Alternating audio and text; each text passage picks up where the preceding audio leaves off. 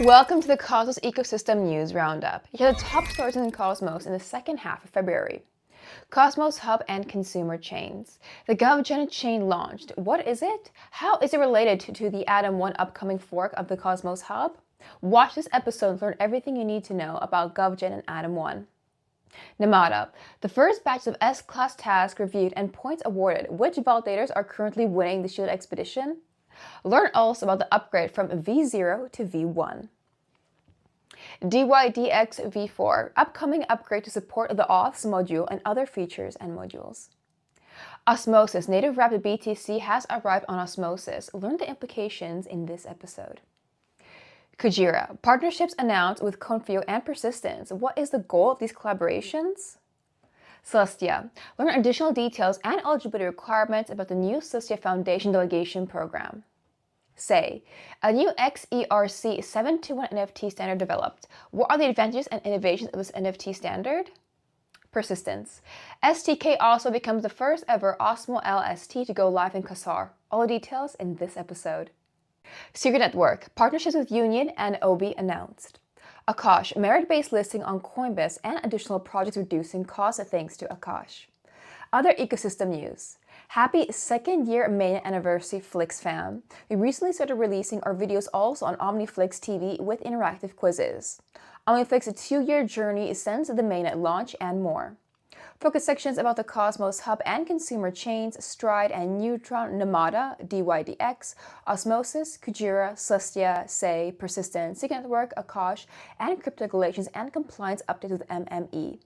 All this and much more in this episode. And now for today's top stories. Following the passing of the Cosmos Hub Proposal 848 a few months ago to reduce the maximum inflation parameter from 20% to 10%, Jaquan mentioned an upcoming fork called AtomOne for those who voted against Proposal 848. There seems to be some confusion about the GovGen chain launch on February 27th and AtomOne. To clarify, AtomOne wasn't launched yet, and the GovGen chain is a different governance-only chain with the goal of defining and finalizing the constitution of AtomOne before the launch of the AtomOne chain. In other words, in preparation for the future launch of the AtomOne chain, this governance chain called GovGen has been launched to help create and confirm the constitution of AtomOne. So the AtomOne chain didn't launch yet, and GovGen is just a governance tool to help in the launch preparation of AtomOne. More specifically, the GovGen chain is built using the Cosmos SDK as a fork of the Cosmos Hub version v14.1.0 with several modifications, as you can see here. Many modules like IBC interchain security or liquid staking have been removed, since the goal of GovGen is to only be a governance chain to shape the AtomOne constitution. Also, CentDX is disabled, meaning that no transfers are possible, and the GovGen tokens can be used only for governance. Regarding governance itself, several changes are introduced compared to the Cosmos Hub governance. For example, in GovGen, validators can only vote with their own stake, meaning they don't inherit the voting power from the delegators. In GovGen, it will also be possible to add different voting periods for different proposal types. There will also be a mechanism to help similar voting power for all validators, with some automatic staking, including automatically staking to a higher number of validators for accounts with a larger amount of tokens. Regarding the GovGen governance-only token, it will be distributed to Atom holders who voted or inherited a vote of no or no with veto on the Cosmos Hub Proposal 848. The GovGen token will never be transferable and can be used only for the governance in the GovGen chain. It is also mentioned that validators who voted yes on Proposal 848 are totally excluded from joining GovGen. However, other validators may qualify, for example, those who voted abstain. Some proposed AtomOne core features which will be subject to GovGen governance are the following. Firstly, a hub minimalism, meaning that smart contracts and VMs will not live on the hub itself but on consumer chains. An optimized version of interchain security is also mentioned for efficient intra-hub communication while maintaining security and leveraging Linux container technology.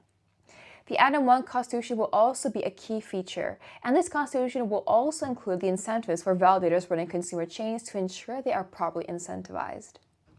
Additionally, it seems that some validators who participate in the GovGen chain launch may be eligible for contribution recognition based on their operations and conduct on the GovGen chain. The Cosmos Hub V15 upgrade is upcoming, and a major highlight with enforcement of the previously approved minimum 5% commission. All validators with a commission lower than 5% will be automatically updated to a 5% commission once the V15 upgrade is implemented. A possible result of this is that all delegators previously staking with validators with a 0% or very low commission will look for additional yield, and a clear option is liquid staking. So it seems probable that the enforcement of the minimum 5% commission will lead to an increase of the amount of liquid stake Atom with Stride or P-Stake. The Cosmos Hub Proposal 867 passed on January 23, 2024, to provide the vesting NTRN to Cosmos Hub validators as an incentive and alignment. At the beginning of February, Neutron provided an update in the Cosmos Hub forum mentioning that the proposal has been approved. Transactions and smart contracts to provide the validator incentives are being prepared. However, no further update was provided during the whole month of February. The community is waiting for updates about the implementation of the governance-approved Proposal 867. For a long time, the main percentage of the TVL of Stride was Atom and Osmo. However, shortly after launching liquid staking for TIA with a multi-sig like Milky Way, while waiting for ICA on Celestia, ST-TIA is now the largest liquid staking token for Stride, with a TVL even higher than for Atom. Another new liquid staking token with great success has been Dydx, which is now the fourth largest liquid staking token of Stride by TVL. Stride was previously mentioned in upcoming liquid staking tokens such as ST-TIA, Dydx, and ST-NOM. So far, ST-TIA and Dydx launched and they had a great success. Therefore, it seems that ST-NOM could also have a similar success when it launches in the coming months, since the Namada mainnet launch is expected in April. Stride has been selective recently and focusing only on the major mainnet launches, such as Celestia, Dydx v4, or Namada. The Namada Shooter exhibition keeps progressing, with the Namada mainnet expected in April 2024. On the 17th and 20th of February, there were two halts of the Namada Shooter expedition, but the team quickly fixed the issues with the V0.31.5 release on the 19th of February and the V0.31.6 release on the 22nd of February. The halt on the 17th of February was related to a bug that reordered ABCI messages, where the state machine returns an incorrect validator set update to the consensus machine. The halt on the 20th of February was related to a bug that returned a non-deterministically ordered validator set updates. Regarding the ROID points and the ranking of validators in the NEB, major changes happened when the points for the Batch A and B of S-task submissions were awarded, including all S-task submissions up to 20th of February. For all the tasks in the Shoot expedition, there is a total amount of ROID, which are shared amongst the validators who complete each task. This means that easy tasks that most validators complete will give a low amount of points, while challenging tasks that very few complete will give a lot of ROID points. This is why, towards the end of February, the top two validators in the NEB completed one very difficult S-task each and had almost 7 billion ROIDs, while the third-ranked validator had around 13 billion ROID. However, as more S-task submissions are evaluated, the ROID will be diluted, so finishing in the top of the NEB ranking will be very challenging. It will require doing all the tasks that most validators are doing and also some difficult tasks that few are doing. Overall, we think this incentivized testnet is the best so far in terms of the amount and the talent of participants, the point system, and the different task categories. Namada mentioned this incentivized testnet was inspired by the Cosmos game of stakes, but much more elaborated with many tasks, categories, and a complex point system. As a recap, in the game of stakes, metrics such as uptime or never jailed were measured, and the two winners won because of finding some bugs or performing some attacks on the network. However, compared to the game of stakes, the Namada Shielded Expedition is orders of magnitude more complex, with uptime or vulnerabilities findings being just a few of many more tasks to complete. Also, the incentive to participate and win in the Namada Shielded Expedition is very significant. Only the top 100 pilots and crew members will receive prizes in NAM tokens. For those ranked from 11th to 100th, the rewards are important, but for those who manage to finish in the top 10 and especially in the top 3, the value of the rewards could be very significant. For governance proposals to pass in the shielded expedition, a high quorum is required. So, for example, the proposal 197 to upgrade the shielded expedition to V1 to enable POS and PGF rewards didn't reach quorum, and a new proposal had to be created. Some discussion started about potentially lowering the quorum requirement. Great news for Dydx with the upcoming upgrade to version 4.0. In this upgrade, the authz module will be included. This is very relevant since it allows to delegate voting or other tasks to other accounts for better efficiency, and also it could enable endorsed delegates from Dydx v3 to participate in Dydx v4 governance and collaborate with validators. Another important upgrade will be the community-enabled slashing, which is very relevant regarding MEV. Thanks to this new governance feature, the MEV slashing community will be able to create governance proposals to slash malicious validators performing MEV. The Cosmos SDK will also be upgraded to v0.50.3. In this new version of Dydx v4, there will also be an IBC withdrawal rate limiting introduced similar to the Osmosis IBC rate limiting previously introduced for enhanced security, and with default limits for Noble USDC.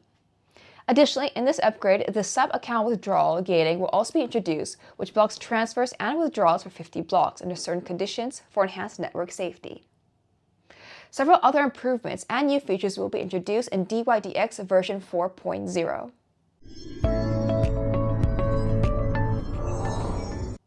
Osmosis and BitGo announced the launch of native wrapped BTC on Osmosis.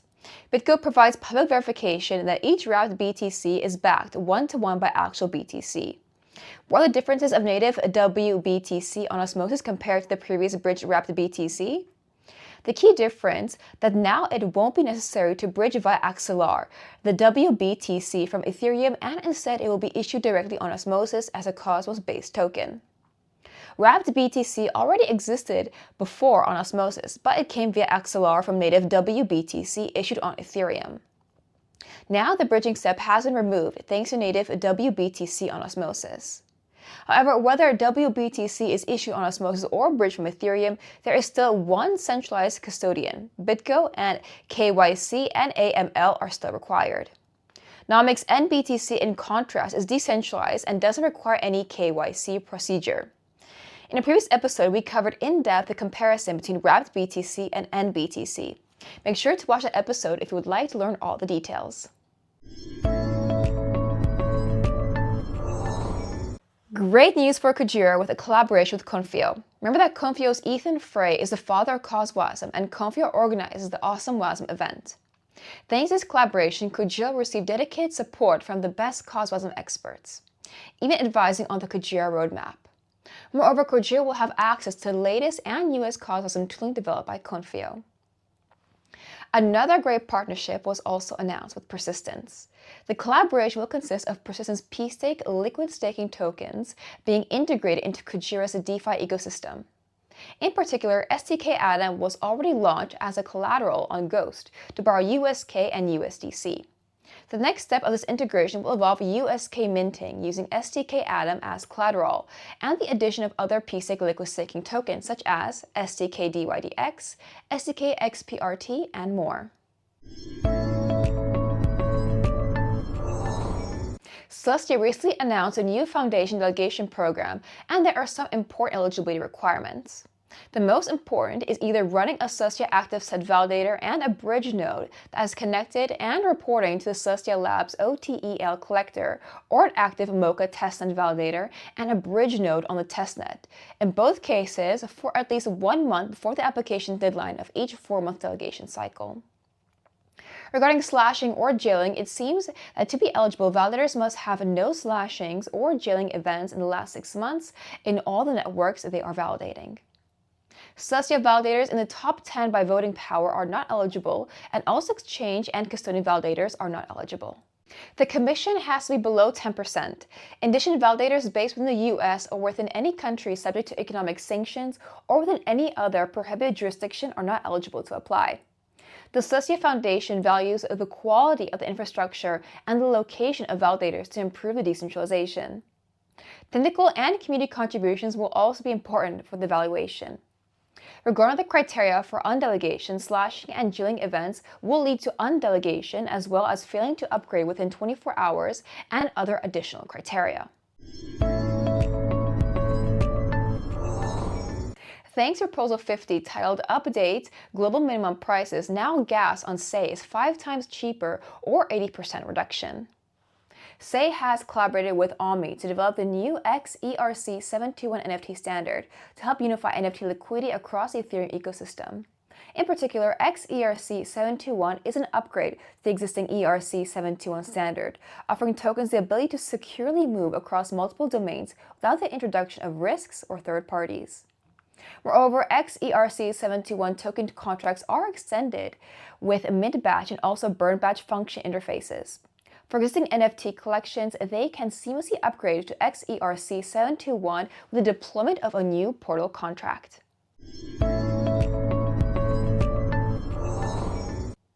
Great news for P-Stake since STK also will be the first ever Osmo liquid staking token to go live on Quasar. Thanks to this integration, an important TVL growth is expected for P-Stake, Quasar, and Osmosis. In particular, the Quasar STK Osmo/Osmo Dynamic S Plus strategy deposits into the STK Osmo/Osmo supercharged pool on Osmosis, and this strategy dynamically updates the range at which liquidity is provided to optimize and maximize yield. Remember that supercharged pools on Osmosis allows to provide more liquidity depth with a lower amount of tokens in the pools, and this is thanks to optimizing the liquidity range. For normal users, this optimization is complex, so that's where Quasar offers great value. If you are holding Osmo, you can now liquid stake your Osmo via P-Stake to obtain STK Osmo, and then you can get additional DeFi yield on top of staking rewards with the STK Osmo/Osmo supercharged pool. This pool has 200,000 P-Stake LP incentives as well. In addition to this major news for STK Osmo, there has been great progress too, with STK Dydx with continuous TVL growth, placing now STK Dydx as the second largest liquid staking token for Dydx, just behind Stride's ST Dydx. Secret Network announced a partnership with Union. Thanks to this collaboration, Union will provide a new cross-chain communication solution for secrets, privacy as a service capabilities. The advantages of this will be increased optionality for developers and enhancing Secret Network's reach to additional blockchain ecosystems. Union is focused on trustless and decentralized bridging between L1s, L2s, and app chains and leverage zero-knowledge cryptography. An OB account is used to secure your crypto without the inconvenience and risks of seed phases or private keys. OB announced that they will be licensing technology for its all-chain accounts based on Secret Network's TEE-powered private smart contracts. OB's all-chain account technology will use SCRT as the gas token for OB's core cryptographic operations to further align OB with Secret Network. To license TEE technology, OB mentioned that they will transfer 8% of the supply of the future OB protocol tokens to the Secret Network community pool with vesting. In addition, SCRT Labs will also receive a smaller allocation of OB tokens. Akash's AKT token was previously listed on Kraken without any listing fee, just based on the merit of the project. Now, Coinbase has also announced the upcoming listing of AKT, again based on merit and without any listing fee. This is an impressive achievement. Congrats Akash team and Greg Osuri. We are proud that we have been early supporters for Akash, validating the network since early 2021, and also supporting and hosting our website in Akash since 2021 as well. The Akash team was at Ethereum Denver, including a booth in the main conference venue from the 28th of February until the 3rd of March. Additional great news for Akash is that Passage will launch its metaverse powered by permissionless GPUs on Akash, and thanks to this, they are reducing costs by up to 70%, and the first AKT/PASG pool is live on Osmosis. Additionally, supply of the high-density NVIDIA GPUs to Akash was also confirmed.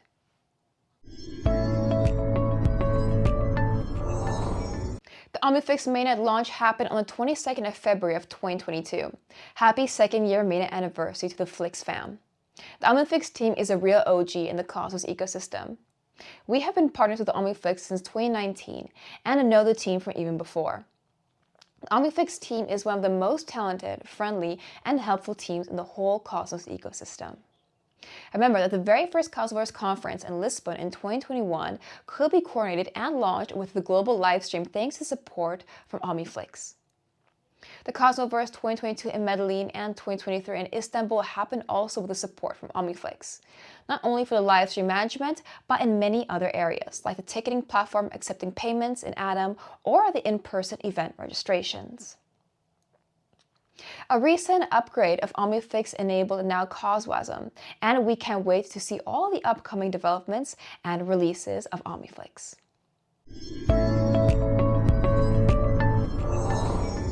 FSB sets out 2024 work program. The Financial Stability Board, or FSB, has proposed a letter reporting format to the agenda for the year 2024, aligning with the priorities set by the Brazilian G20 presidency. The FSB is dedicated to fostering the exchange of information and encouraging international collaboration among financial regulators and the G20, comprising 19 individual nations, the European Union, and the African Union. The G20 is a coalition with Brazil currently holding the presidency for the current year, succeeding India. Notably, India was the first leader within the G20 to underscore the importance of global cryptocurrency regulation. Central components of the letter's agenda is to involve recognizing and resolving vulnerabilities within the financial system, drawing lessons from the banking turmoil in March of 2023, focusing on non-bank financial intermediation, or NBFI, addressing digitalization and climate change impacts, and improving the effectiveness of cross-border payments. A key focus of the FSB's chair is to harness the benefits of digital innovation while migrating its risks. FSB will continue to closely monitor the financial stability implications of digital innovations, including in crypto asset markets, tokenization, and artificial intelligence, or AI. Responding to last year's G20's call to policy on a global regulatory and supervisory framework for crypto assets, the FSB chair will deliver reports on the financial stability implications of the tokenization of assets and of AI. This work will complement the sector-specific work of the standard-setting bodies, or SSBs. In 2024 and beyond, the primary focus revolves around effectively implementing the FSB's global regulatory and supervisory framework for crypto asset activities and markets, as well as global stablecoin arrangements. This framework received endorsement from G20 leaders during their New Delhi summit. The FSB's chair is committed to advancing the G20 roadmap in collaboration with SSBs and international organizations, aiming to facilitate the coordinated and comprehensive implementation of policy and regulatory measures. This effort extends beyond G20 jurisdictions, taking into account the unique risks associated with emerging market and developing economies, or EMDEs. A status report on the roadmap progress will be presented at October meeting. IMF recommends a cautious rollout for Pacific Island digital currencies. The International Monetary Fund released a paper about the rise of digital money and implications for Pacific Island countries. Pacific Island countries have distinct currency requirements, and the IMF suggests that digital currencies, if appropriately designed, can address these needs. However, the IMF cautions against adopting unsupported cryptocurrencies as national currencies. Pacific Island countries represent small, varied, and geographically isolated markets, presenting specific challenges in terms of service provision and inclusion. These challenges include a significant reliance on remittances, susceptibility to reduce correspondent bank services, and the potential to violate international anti-money laundering efforts due to inadequate controls. And that is all for today's Cosmos Ecosystem Bi-Weekly Review. So if you enjoyed it, Cosmonauts, remember to click that like button, subscribe button, and bell icon too. Thank you so much for watching, and I'll see you, Cosmonauts, very soon in the next episode.